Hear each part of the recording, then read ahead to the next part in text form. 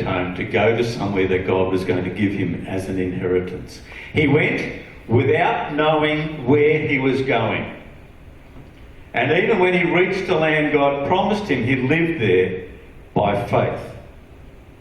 For he was a foreigner living in tents. Sounds like a grey nomad, doesn't he? And so did Isaac and Jacob, who inherited the same promise.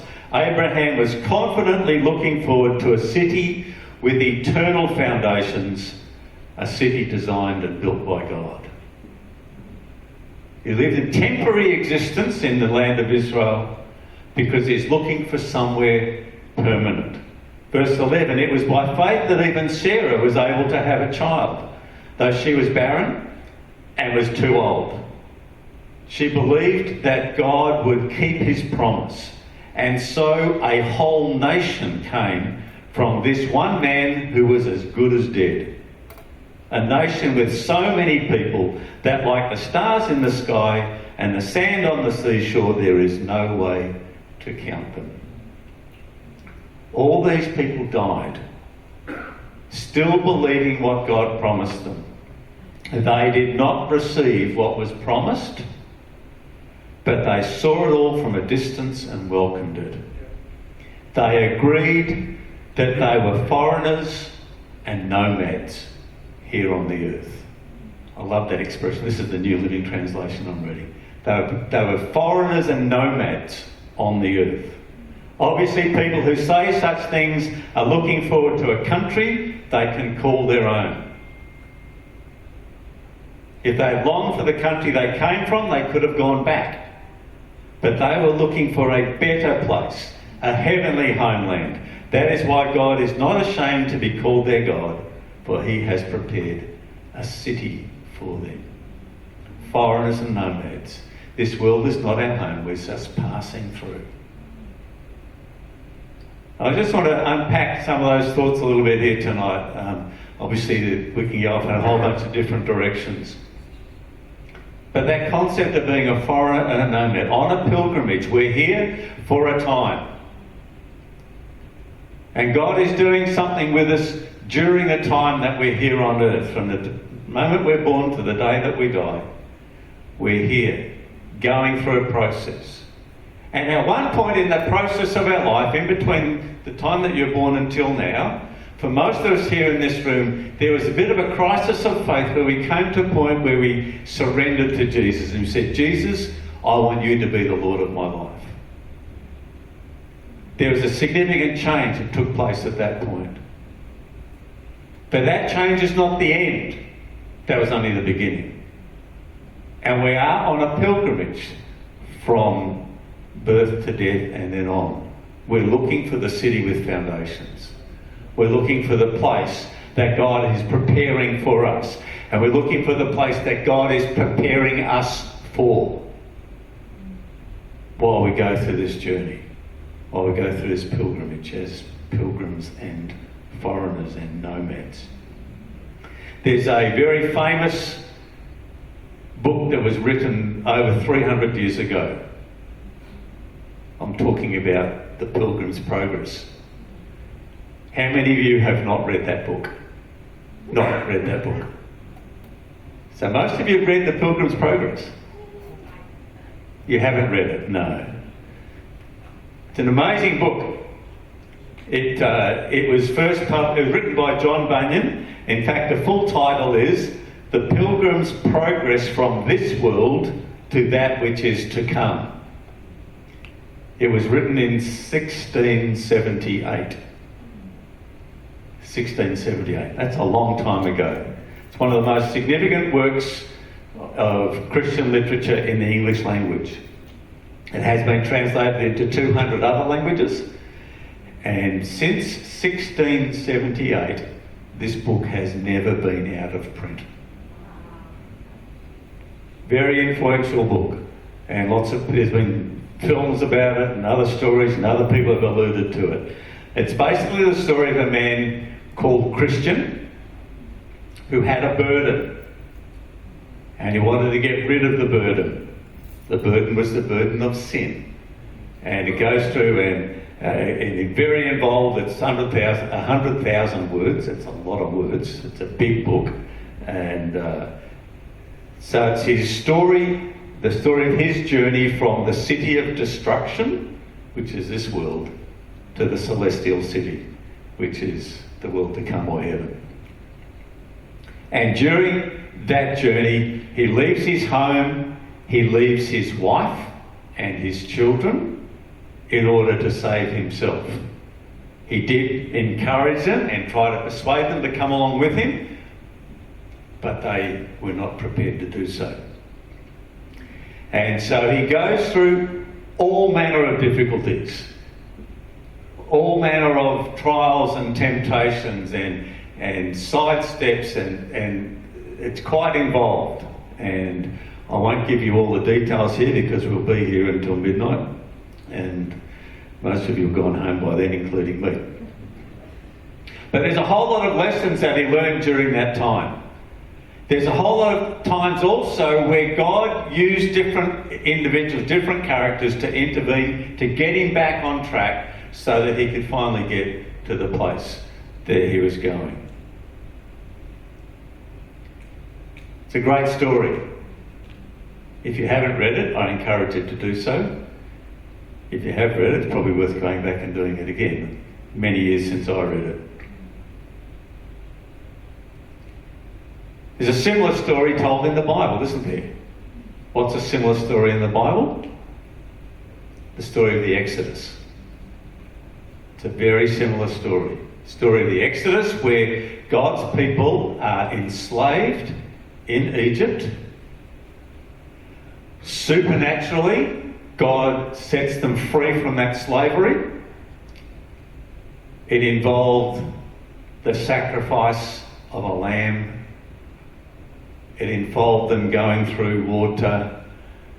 It involved them going through trials in the desert. It involved them being miraculously fed by God. It involved them being miraculously led through the fire and the cloud until finally they come into the promised land that God had for them. And I guess the story of the Exodus is also a story, similar story to the story of our Christian lives, isn't it? And even in the book of Hebrews compares Moses, who is the one who led the people of Israel out of Egypt, to Jesus himself. And it's through Jesus' death that we're saved, set free from slavery to sin. We're baptised, in a sense, like going through the Red Sea. The Holy Spirit helps us, leads us, empowers us, nurtures us. There's all sorts of difficulties that the people of Israel went through. We go through all sorts of stuff in our own personal lives until finally God brings us through to the end. It's a great story. And the reason why I'm talking about these things tonight is because we are on that journey. And I want to encourage you on your journey, where you're going. Because there is a danger that we might stop halfway. There's a danger that we might say, well, it's all a bit too hard. I'm sick and tired of picking up the pieces and moving forward here. And I don't think I've got it in me to start over. The roller coaster's been going up and down so many times that I'm worn out, I'm tired. But I want to encourage you tonight. We are foreigners and nomads. This is not the end. And while we probably do need to take a break every so often, that's why God gives us a week where we have a Sunday and a day of rest, and we can take our annual holidays, and those sort of patterns and rhythms of life are important, but we do need to keep moving.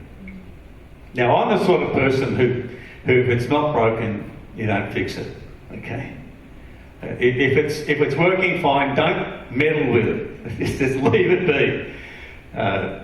Some people are a bit more creative than me, and let's do something different. Let's do something different all the time. But I prefer to keep things. My wife likes to change the furniture in the house and moved. Oh no, there's a picture. What's that picture doing there? It was over there. It's been like that for months, she says. Okay. I haven't noticed.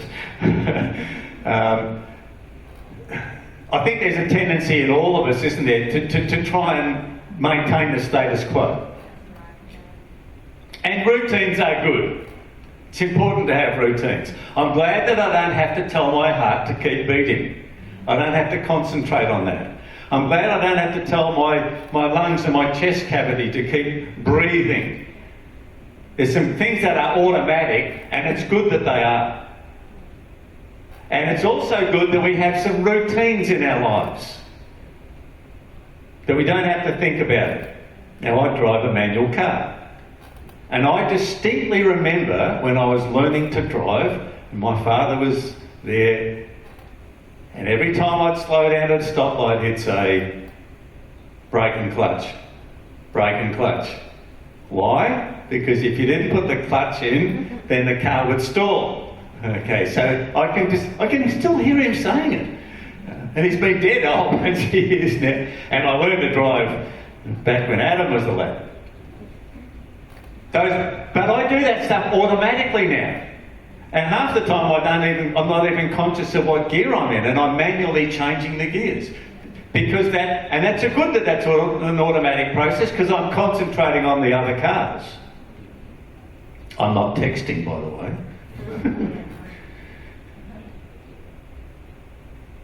And it's good that we have a morning ritual. I'm sure you have something that goes like this. You get up, you have a shower, you get dressed, you have your coffee, you have your devotions, you have your breakfast, or in some order, those things. Most of those things would happen in most of our lives most mornings, wouldn't they? It's good that we have a routine, that we get up and we do that. And it's good that we have the discipline of our devotional life. It's important that we build those things into our life, and that we actually, if we find that that's slipping, that we actually put a bit more conscious effort into maintaining those spiritual disciplines. It's good to get some physical exercise. It's good that we exercise some restraint in our eating habits. All those sort of things. But routines, if we only live by routine, they can get boring and they can become deadly. Particularly deadly to our spiritual growth. Like a broken record, we can get stuck in a groove and go round and round and round and round. Do the same thing.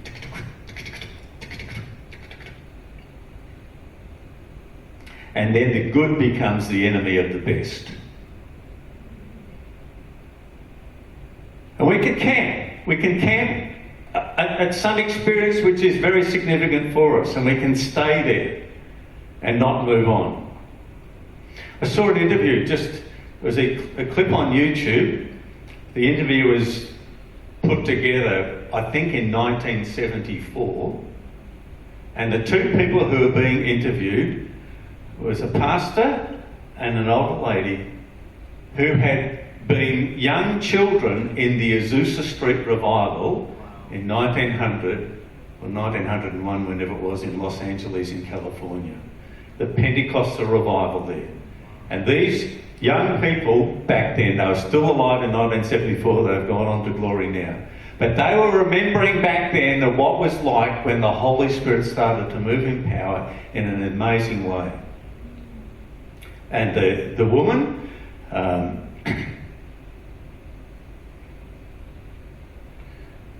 just had a mental blank. She got healed of something. Got healed of the memory.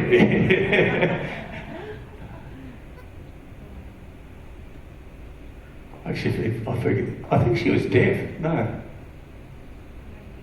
I think she was deaf. But the guy was healed from tuberculosis, TB.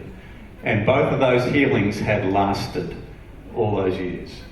And they beautiful old saints of God But there's a danger, even in looking at something like that, where the Spirit of God moved at that place at that time, all those years ago. There's a danger of camping at that place and venerating that and putting up a plaque, or putting up a memorial and saying, this is where God moved way back, way back, way back, and staying there rather than moving forward. And there's a danger for us as individuals that we go back to significant spiritual encounters that we have had and don't move forward into the next thing that God has for us. It's like Peter and James and John up on the mountain. Moses appears with Moses and Elijah